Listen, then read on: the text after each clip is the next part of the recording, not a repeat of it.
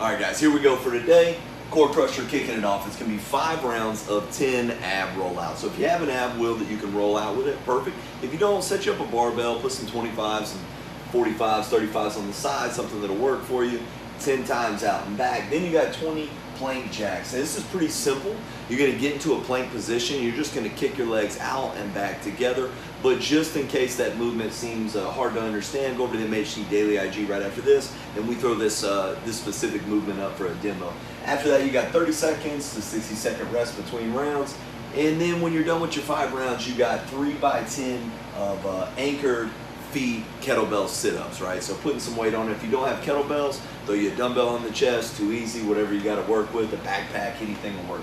Glute gains after that, right? So we got some heavier stuff, definitely some good morning stuff like that going on Thursday, so we're not trying to beat up the body too much. So we want to really try to focus on flexing the muscle. We want real big mind-muscle connection. So you got 4 rounds of 12 pause body weight, right? Single leg hip thrust. And all that means is you're going to be doing a hip thrust with one leg. So one leg sits out straight, right? Pseudo straight, one on the ground. That's what you're going for. Flexing up into it, back against a bench. And as you flex all the way up to the top, get a good 1 second squeeze in the top at that point. Bring it right back down, right? You could do it on the ground if you'd like, but on a bench is kind of what we're shooting for. Then you got 20 banded or cable pull through. So you got 12 with a 1 second pause, 12 with a 1 second pause on the other side, then you hop up, and you got 20 banded cable pull throughs, rest as needed between rounds. And when we say as needed, the main focus is I want to make sure that I'm activating the muscle, flexing the muscle. If I go so quickly that I can't concentrate on it, then you're almost shooting this for in glute vein, if you will, right? So make sure that you're flexing that muscle, getting after it, rest is needed between rounds.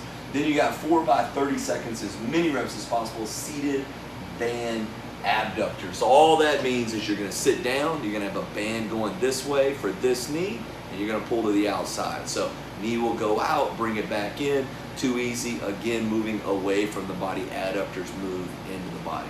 Nice and simple. All right, let's go on to arm assault. All right, here we go, arm assault. Part number 1, 4 to 5 rounds of 12 dumbbell spider curls. That means set you up an incline, lay your chest against this thing, curling up. It's gonna take a lot of the shoulder out of that. Then you got 12 cable pronated tricep press downs, right? So hand goes over, straight down, 12 of those bad boys, rest of 1 minute between rounds. Part 2, 4 to 5 rounds of 12 dumbbell hammers, so nice neutral grip, and JM presses for the triceps, again, neutral grip, rest 1 minute between rounds. And then part 3 is 4 to 5 rounds of 12 cable pronated curls, right? So hands over here, pulling it up to you, nice and solid. Try not to let the elbow move back and forth because that means you're articulating at the shoulder. We want to keep it at the elbow, nice and simple, right? The elbow going up and down, not going back and forth, too easy. Then you got 12 cable supinated extensions, right? So now we turn the hand over and we come straight back down with that bad boy, rest 1 minute between rounds. And you can see some coaching notes down here at the bottom, nice and simple. For every round, you're looking to add a little bit of weight. For your first 3 rounds, you're not looking for it to be super hard, right? On a scale of 1 to 10, it should be about 7 difficult. Then on rounds 4 and 5, it should be about a 9 out of 10 difficult on how hard it feels to you. And then nice and simple, you can just adjust as your weight gets a little bit heavier. If you end up at such a heavy weight that you end up kind of sloppying up your reps, back it back down, because one of the things is on this 7 out of 10 or 9 out of 10, it's with clean form. It's not just any way you can get the weight up at that point. So try to keep that mind-muscle connection.